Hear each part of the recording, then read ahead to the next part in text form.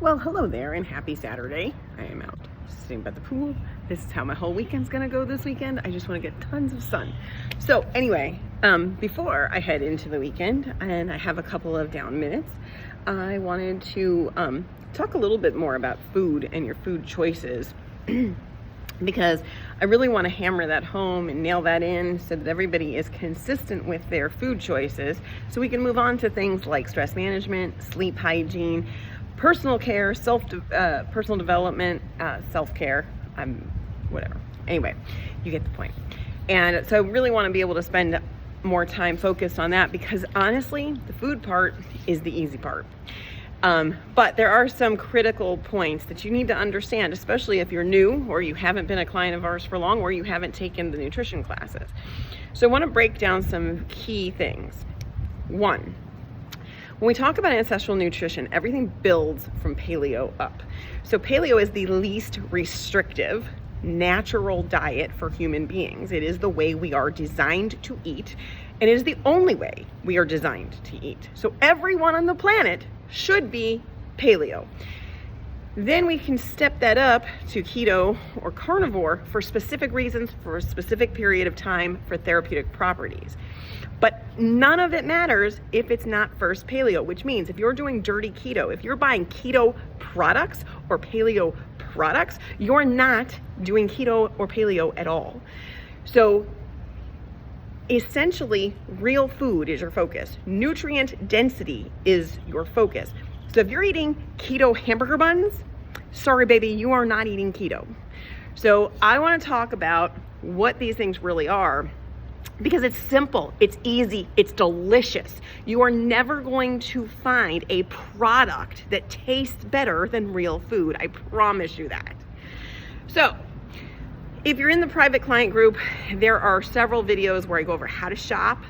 I talk about what's in my pantry, where I get my groceries. But ultimately, first and foremost, when you go to a grocery store, you are going to walk the perimeter of the store and not go up and down any aisles. That's critical. So on the exterior, you have your produce section, and then you have your meats, your dairy, your fish, seafood. That's it. That's the only places you need to go. You don't need to go to the freezer section. You don't need to go down the aisles. Now, there are some pantry staples that I understand. Now, you can make all of them. Things like your dressings and your condiments. I can teach you to make those. But there are some good brands. Most of those I get on Thrive because they're cheaper than buying in the grocery store. But we have posts on how to navigate a Trader Joe's, what's actually healthy, what's not. Same with Whole Foods or Whole Paycheck. You're really not going to get healthy food there. As a matter of fact, everything there is made with canola oil, which is disgusting. So I don't recommend going to specialty stores. I don't recommend buying special products, okay? That's where you break the bank. And it's not necessary, and it's not even good for you. It's all label paint. So what is paleo? Paleo is eat meat and fish, a variety of vegetables, fruits, a sprinkling of nuts and seeds. We love berries. And then your good healthy fats. There is a document uploaded called the Balanced Bites Nutrition Guide. And in that is literally your paleo for dummies. It has lists of food. In Bedrock Nutrition Private Client, because I'm assuming that all of you are clients, you can also download there's a shopping guide. It's a Whole30 shopping guide in the files section, and it breaks it down for you into good, better, and best. So if you can afford the best, you're going to go with grass-fed beef, wild game, wild caught fish, those kinds of things. If you need to be budget-minded, there are 2 budget guides in the private client group and in the paleo documents for this challenge. So there's no excuse, none whatsoever, because it's not time consuming. Real food doesn't actually take a lot of time. Sear a steak, saute some chicken, fish and shellfish cook fast and they can cook from frozen.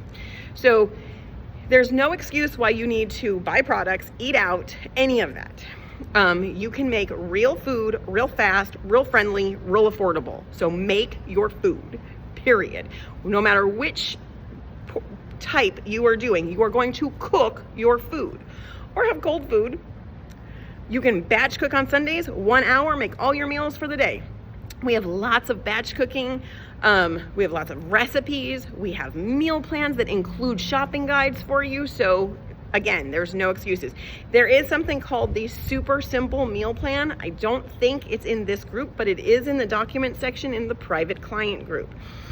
That is, in that, there are stir fry recipes and soups that you can make and change one ingredient to change the flavor. So you can have one base thing and change it up however you want.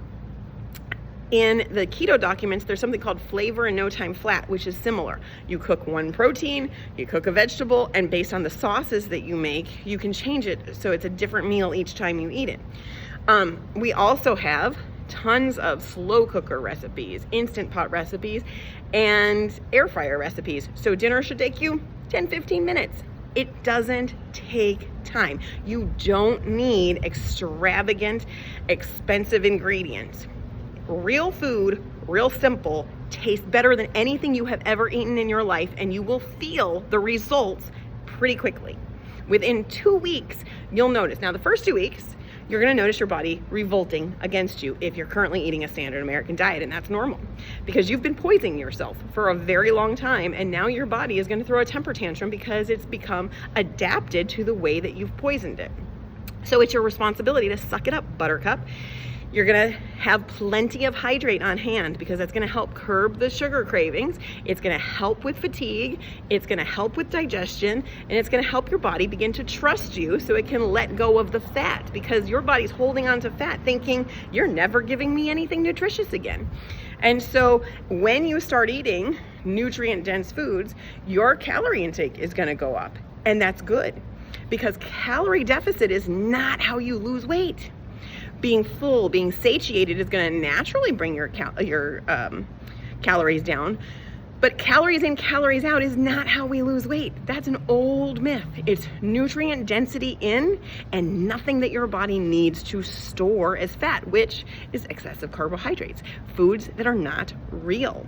Your potato chips, your snacks, your breads, your pastas, your oatmeal, your all of that is gone. So again, basis for paleo: no grains, no legumes, no dairy, because it's highly inflammatory and you need to cut the dairy out. Even if you're somebody who thinks they tolerate dairy or you're not dairy or lactose intolerant, doesn't matter. It raises inflammation, it raises estrogen, it raises insulin, and it tells your body to store fat. So for the next 90 days, and I don't care which program you're doing, dairy's out. No added sugar. This includes sugar alcohols for all you keto tards doing what I call bastardized keto. Xylitol, erythritol, all of those things are a no. Sugar alcohols are just as bad and sometimes worse than sugar. So if you're paleo, you're not counting carbs, you can have nutritive sweeteners. So honey, maple syrup, coconut palm sugar, organic green leaf stevia that is unadulterated and not have anything else added to it. So if you look at your stevia and you're using Truvia, that's not stevia. Okay, so we have brands that are best for you to use. If you don't know, reach out to your team member. They will help you. They will teach you how to shop. They will teach you how to read labels. Okay, so nutritive, and this list of nutritive sweeteners is also in that Balanced Bites nutrition guide. So what's the difference then when we step it up to keto? Keto has to maintain those same paleo guidelines. And then on top of that, it needs to be low carb. Now low carb can vary, but we're talking about net carbs, not total carbs. So remove fiber. Most people are going to want to be around 20 to 40 grams of net carbs per day. That really depends on a lot of factors. Gender, how many times you eat, how active you are. If you need help determining that, 1, you should be taking the Keto Masterclass, and 2, you need to meet with one of our team members and they'll be able to help guide you. Now, protein is king across all of these, whether you're paleo, keto, or carnivore. Protein is the single most important thing you can consume, and it needs to come from animals.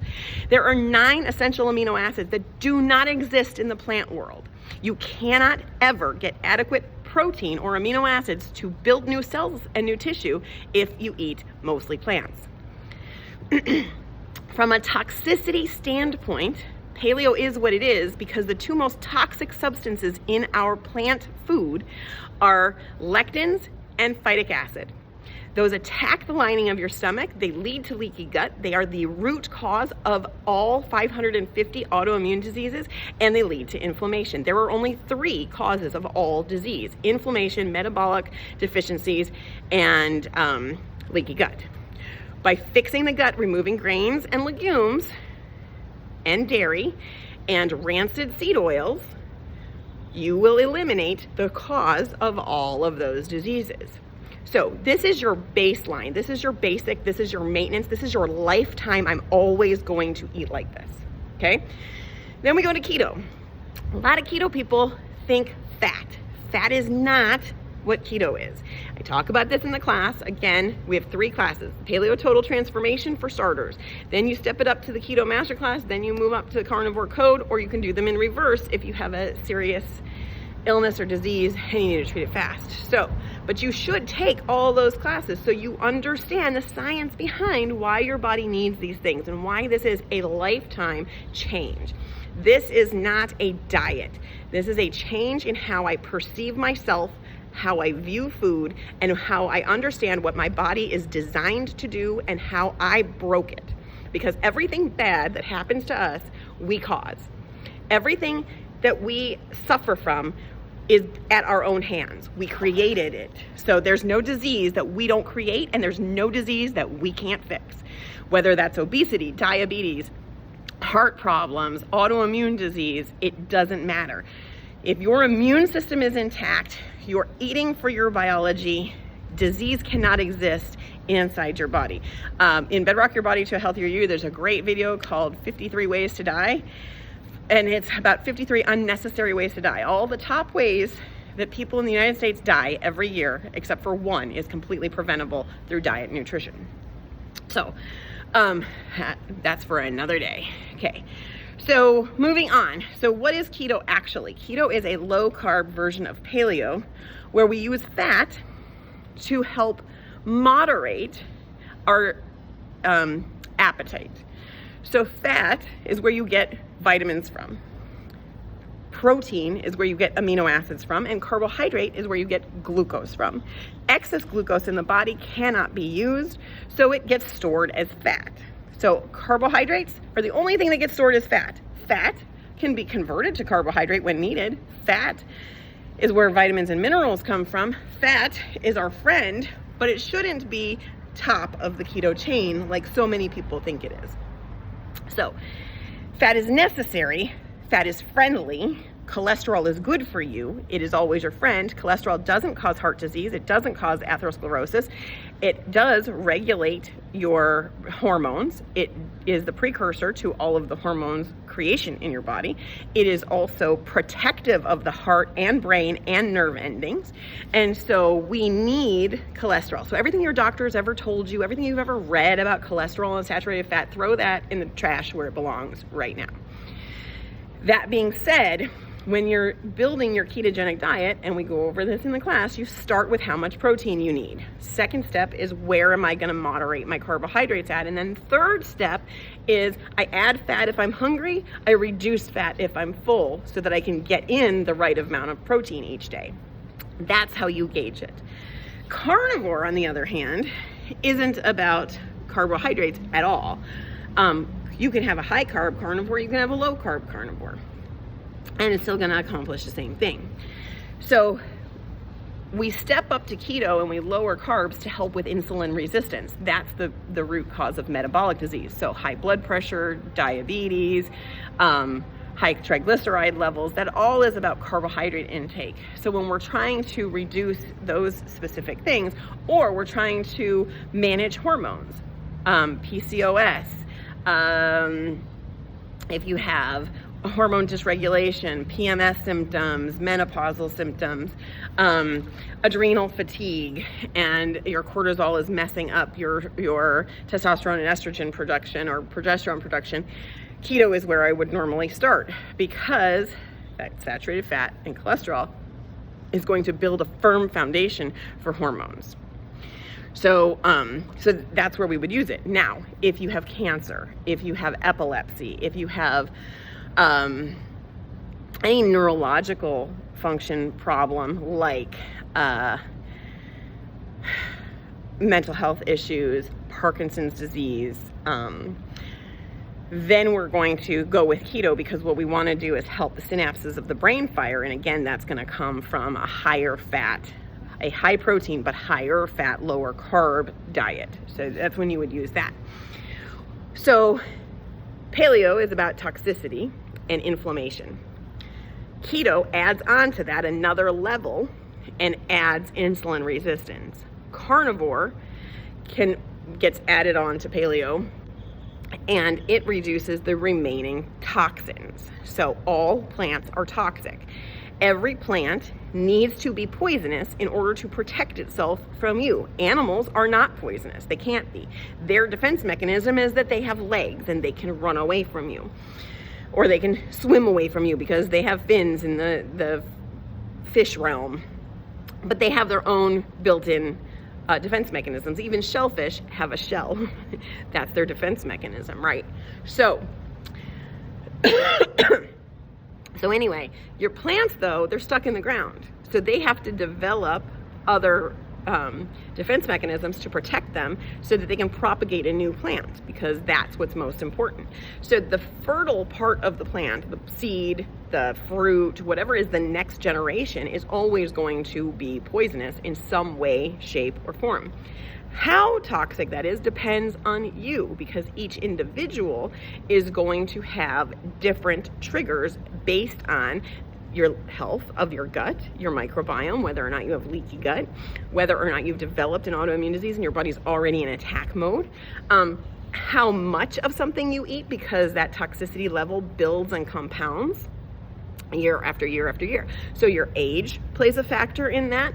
So when we're trying to have a quick recovery from some type of inflammatory disease, by removing everything that could be potentially harmful, we can get to the root, and then we can strategically reintroduce foods based on their plant toxin and the level of toxicity that they have to identify which foods you should never eat again in your life.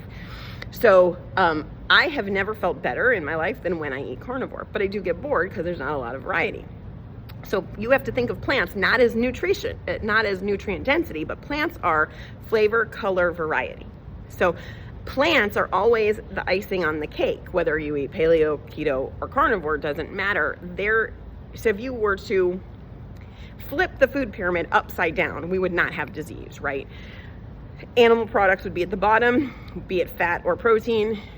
That would be the bulk of our diet. And then we would add fruits, vegetables, nuts and seeds, and we would have little to no grains in our diet. The exact opposite of what the food pyramid is would be our ideal human diet. We've created every single disease known to man within the last 100 years because of the advent of modern agriculture, the advent of grocery stores, and the advent of frankenfoods. And companies have utilized their knowledge of your biology, which has in the past exceeded yours, to manipulate your hormones and your biology to strategize against you so that you have to buy more and more of their products. You have been a victim of marketing, you've been a victim of bioengineering, and you've been a victim of hyper flavoring of your foods in order to create addiction. And so you're going to break that strategy that they have by no longer conforming to that system. Once you do that, everything is up from there. So, in carnivore, there are primary plant toxins: nightshades, sulforaphanes, fungus, lectins and phytates, which we've already talked about, oxalic acid or oxalates, and salicylates. Those are the primary ones. So we remove everything that falls into one of those categories, and we start with meat, fish, Oh, and histamines are the other one. Meat and fish, very specific fruits and vegetables that fall on the 0 to almost no toxin level, and that's what you find in the animal-based carnivore. So our carnivore is not a true strict carnivore where it's meat only. It's what we call animal-based. So it has the least toxic fruits and vegetables added back in already for you. Now, there are people who do really well at pure carnivore. I find that those people have been tinkering with biohacking for a while and are okay with removing things. So we don't normally recommend that people who are brand new to this start out with that, because it's a little bit difficult, but it's honestly easy because you don't have a whole lot of choices, but it can be boring. And so I understand that, and that's why we go in with what I call carnivore light or animal based. Now, if you want to do strict carnivore, there are some things we need to look out for. So contact me if that's what you're going to do, instead of the carnivore light version that we have in this group, which is fine. Okay. Those plant toxins lead to inflammatory effects. The same way dairy is inflammatory, sugar is inflammatory, cortisol is inflammatory, rancid seed oils are inflammatory, that kind of stuff. So we're just taking that inflammation trigger up a notch and going to the things that people don't really think about, or they think they're healthy, so I might eat a lot of them. So a good example of that was when I went paleo 12 years ago. I love spinach, so I incorporated spinach into my breakfast almost every day. After about 8 years of doing really well, I started to have a relapse of some of my joint conditions. I have Ehlers-Danlos syndrome and fibromyalgia, and so I started to have a lot of joint pain all of a sudden that I hadn't had before. And somebody talked to me about nightshades and removing nightshades, and then I was reading and I realized that oxalic acid leads to calcifications in the joints. Oxalic acid basically binds to calcium and sticks in places you don't want it. That's how kidney stones are formed, gallstones are formed, and when you have calcifications in your joints, same thing. So I went pure carnivore, so I omitted all of those things. And what I found was that the spinach, the kale that I loved, I know I'm weird, most people I can't say that they actually love kale, but I did. That spinach and kale that I was eating every day was building up in my joints and causing me to have calcifications in my joints, which was leading to extreme joint pain, and it was very hard for me to walk in the mornings when I would wake up, even though my diet was very healthy. This is what I'm talking about. There are foods that are good for you that you overconsume that are actually poisonous as you overconsume them. And you have to remember that the reason that plant-based medicine works, essential oils, herbs, all of those things, is because they're poisonous. So at a small dose, a plant toxin can be medicinal. At a high dose, a plant toxin can be toxic. So it's one of the reasons why I hate turmeric consumption. If you have turmeric once in a blue moon, that's fantastic. If you have turmeric every day because you think it's reducing your inflammation, you're wrong. It's actually increasing your inflammation. Again, we have posts on that, and there's a whole section on the Carnivore Code class about just that. So if you want more information, go there. But it's a good example of what you don't think or you think of something as being healthy, and too much of a good thing is a bad thing. Okay. So that's why we guide you with your customized nutrition. That's why we dose things very low on purpose, because most of you are out there guessing, taking extremely high doses of things that might be good for you in a low dose, and then you get a high dose of it and it starts to create a new problem that wasn't there in the first place. So that's the purpose of working with one of our team members, to go over your nutrition, to update your assessment every quarter, to change things around with you, to connect with them about your diet, because we're going to see things you're not going to see. Anyway, that's the difference between those. One thing I wanted to share before I get off of here, because this has turned into a very long video, is about the seed oils.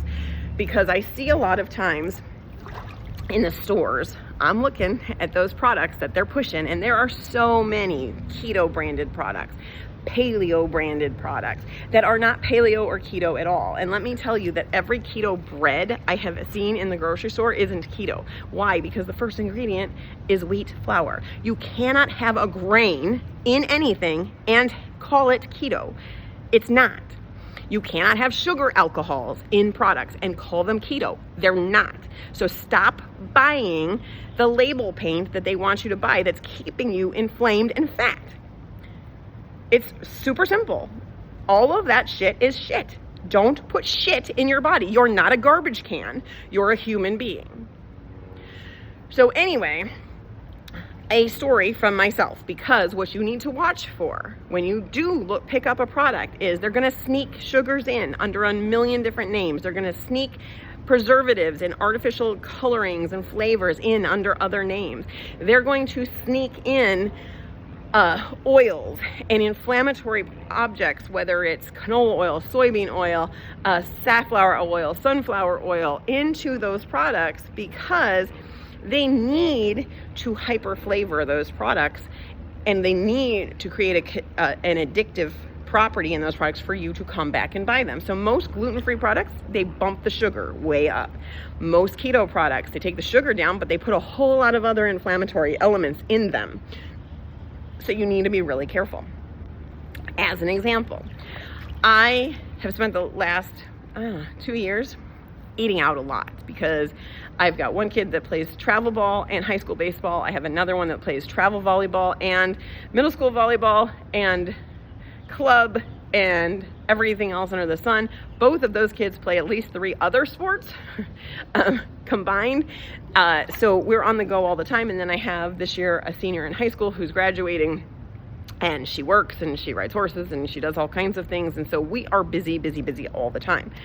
And so because of that, I usually leave my house around 6:30 in the morning. And sometimes I don't come home until 11 o'clock at night, which means I'm gone all the time. And so over the years, I have found places that will make my food the way I want it. They'll cook my food in butter. They won't use oil. They will, I can get a grilled piece of meat and some steamed vegetables and not have to worry about the oils that they cook with. And so I've accumulated, where I live, an arsenal of places that have been safe to go.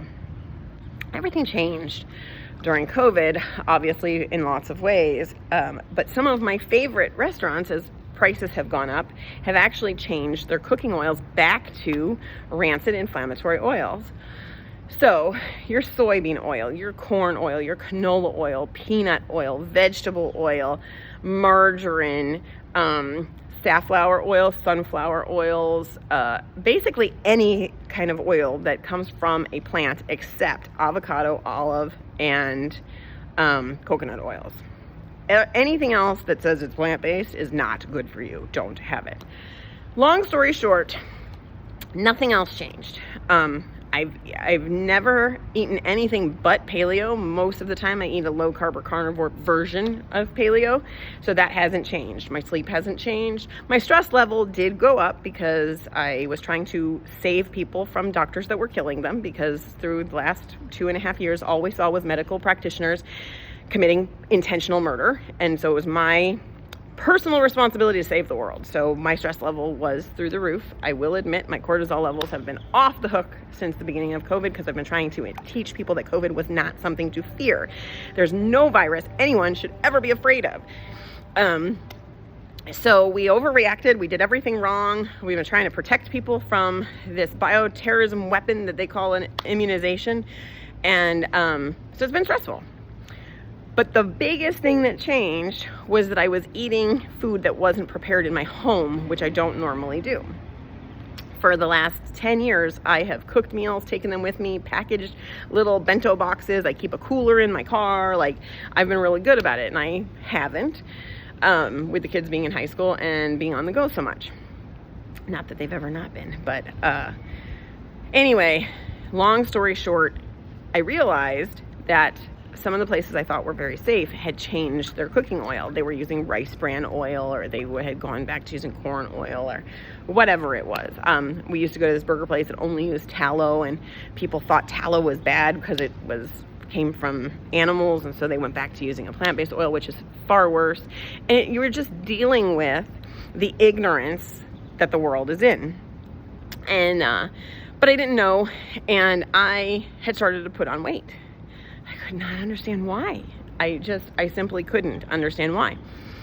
And so just recently, about a month ago, I stopped eating at a couple places that I realized that they had changed their oils.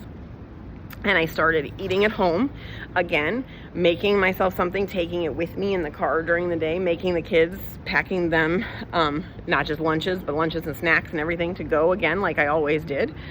And I can tell you that in 2 weeks of making that one small change and not eating out in a restaurant, I've dropped 1 pound to 1.5 pounds every day. That's how inflamed I was. It's not fat, it's inflammation. And that's how bad what I thought I could count on had become for me. So just those simple changes can make big differences.